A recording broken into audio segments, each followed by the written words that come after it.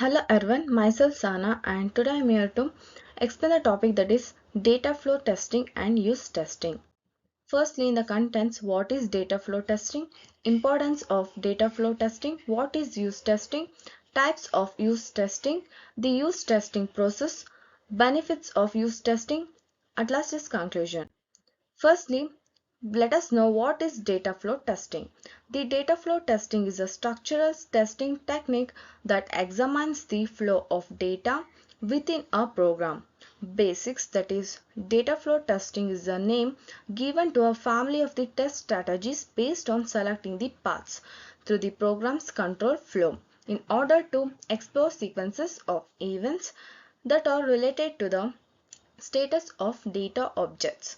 For example, pick enough paths to assure that every data of object that has been initialized prior to use or that all defined objects have been used for something. Let us know the importance of data flow testing. Why the data flow testing is important? Because it identifies issues like variable misuse and data leaks. It ensures the data integrity and the correctness, improves software reliability and the quality. Example of data flow testing, that is illustrate the example, present a simple code snippet, highlight definitions and use of variables, show how the data flow testing identifies the potential issues, and the tools for data flow testing are popular tools Code Sona, Clockwork, Parasoft. Here we can see the data flow graphs. That is, the data flow graph is a graph where consisting of nodes and directed links. We will use an control graph to show what happens to data objects of interest at that moment. Our objective is to expose the deviations between the data flows we have and the data flows we want. The data object state and the usage data objects can be created, killed and even used.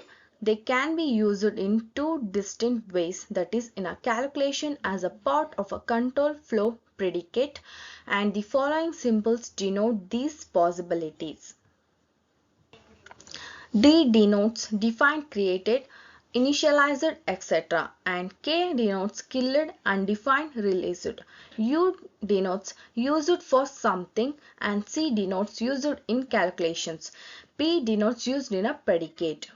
Define an object is defined explicitly when it appears in a data declaration or implicitly when it appears on the left hand side of the assignment. It is also to be used to mean that a file can also be a dynamically allocated object has been allocated. Something is pushed onto the stack or record written. The definitions and the uses. In the definition, that is point where a variable receives a value, but in the use, point where the variable's use value is utilized. The types of uses can be computational use and predicate use. In the computational use, we use only the expressions, and the predicate use, that is in conditions or even decision making. The definition use space can be, what are the definition use space? That is pairs of points in the code where the variables are defined and even used. Example, that is variable x is defined at line 5 and used at the line 10. Here we can see what are the data flow anomalies. That is, an anomaly is denoted by a two-character sequence of actions. For example, KU means that the object is killed and then used, whereas DD means that the object is defined twice without an intervening usage. What is an anomaly is depend on this application. And in the data flow anomalies that has been continued, there are 9 possible two-letter combination for D, K and U. Some are bugs, some are suspicious and some are okay. The DD probably harmless but suspicious, that why define the object twice without an intervening the usage. DK, that probably a bug. Why define the object without using it. Du, that it is a normal case where the object is defined and then used. Kd, that is normal situation an object is killed and then redefined. Kk is that ominous but probably it is buggy. And did you want to be sure that it was really killed that KU it's a bug, the object doesn't exist, where UD that usually not a bug because the language permits reassignment at almost any time. UK that is a normal situation and UU is also a normal situation. In the data flow analysis that has been continued where in addition to of the two letter situation there are 6 single letter situation, that is we will use a leading dash to mean that nothing of the interest about the DKU that occurs prior to the action noted along the entry exist path of this interest. A trailing dash to the mean and that nothing happens after the point of the interest to be exist. The paths and the data flow can be execution paths, examination of paths taken by data within the software, and it ensures that data flow correctly through various parts of the application. The data flow testing techniques can be in the common techniques, that is static data flow testing and dynamic data flow testing. In the static data flow testing that analysis without executing the code, but in the dynamic data flow testing it will analyze during the execution of the. In this slide, we can see the advantages of data flow testing, that is benefits. It detects and prevents the data anomalies and even it enhances the code maintainability. It provides detailed insights into the data manipulations and the challenges in data flow testing, potential challenges, complexity in tracking data flow in the larger programs, and it requires thorough understanding of the program logic because it effective data flow testing practices integrate data flow testing early in the development cycle. It will regularly review and update the test cases. Let us know what is the use testing. We know use testing is also known as usability testing that involves evaluating a software application by testing it with the real users to ensure that it meets their needs and even easy to use. Importance of use testing, or why is the use testing is important, because it ensures the software that is user friendly and even it identifies usability issues before the product that released, and even it improves user satisfaction and overall experience can be improved. Here we can see what are the types of use testing, that is exploratory testing, task based testing, A or B testing, or remote usability testing. Let us know about it.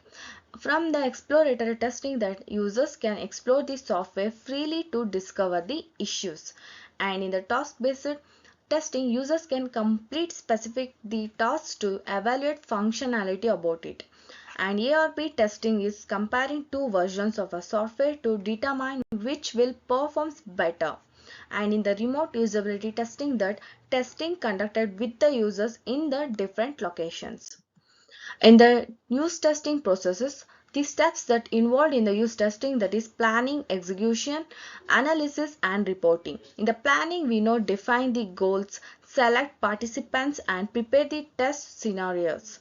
In the execution, we will conduct the tests, observe the participants and collect the data. In the analysis, we analyze the data, identify the patterns and even pinpoint issues. In the reporting, we will compile the findings, recommend improvements and even document the results. Let us know briefly about the use testing process. In the planning use testing, the key elements in the planning that are define objectives and the scope of the planning. Next, select the representative uses that can be used in the planning. Next is develop realistic scenarios and the tasks. Choose the appropriate testing environment. Nextly, in the conducting use testing, where during the test facilitate the test without leading the participant.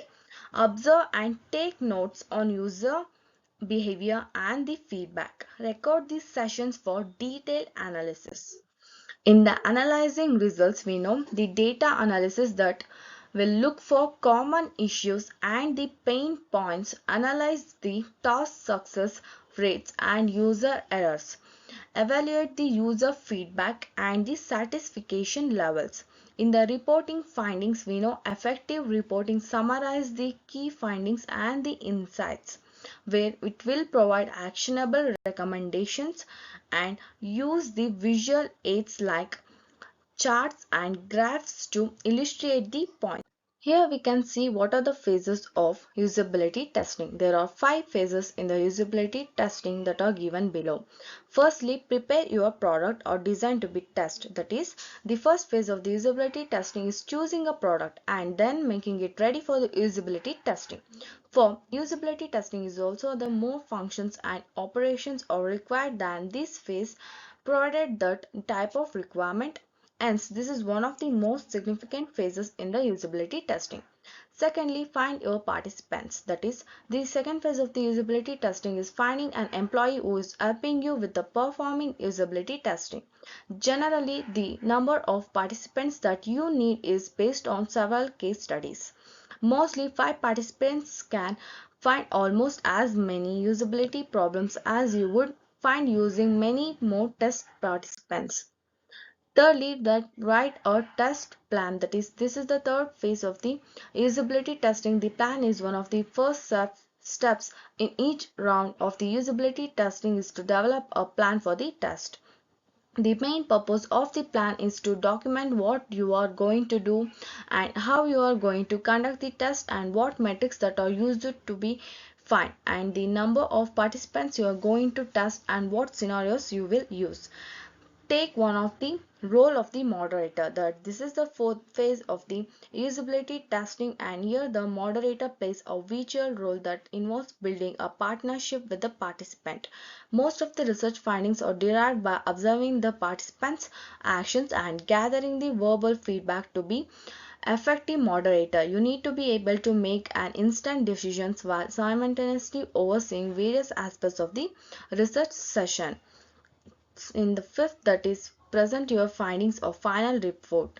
This phase generally involves combining your results into an overall score and presenting it, and it is meaningfully to your audience, and it is an easy method to do this each data point to target the goal and even represent this as the one single based on the percentage of users who achieve these goals.